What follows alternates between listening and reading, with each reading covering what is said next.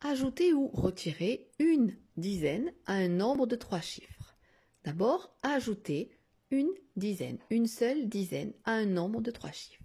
Lorsque j'ajoute une dizaine à un nombre à 3 chiffres, les centaines et les unités restent inchangées car j'ajoute seulement une dizaine. Et je ne confonds pas dizaine et unité. 213 plus 10, je dessine 213, deux centaines, une dizaine, 3 unités et je rajoute une dizaine, juste une dizaine. J'en avais une, j'en ai rajouté une, j'en ai maintenant deux. 223, les centaines et les unités sont inchangées. J'avais une dizaine, j'ai rajouté une autre dizaine, j'ai donc maintenant 2 dizaines. Les centaines et unités sont inchangées, j'en ai toujours 2 centaines et 3 unités, 223. Autre exemple, 451 plus 10. Je dessine 4 centaines, une dizaine et une unité. Et je rajoute une dizaine, je dessine une dizaine supplémentaire. J'ai donc maintenant 6 dizaines. Toujours 4 centaines et une unité, 461.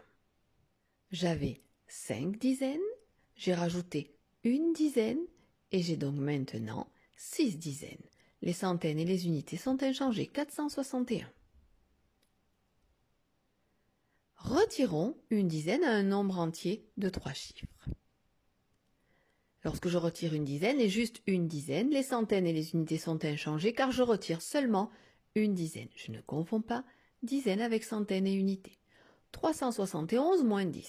Je dessine 371, 3 centaines, 7 dizaines et une unité et je retire une dizaine. Je barre, j'enlève une dizaine. J'en avais 7, j'en ai plus que 6. 361, 3 centaines, 6 dizaines et une unité.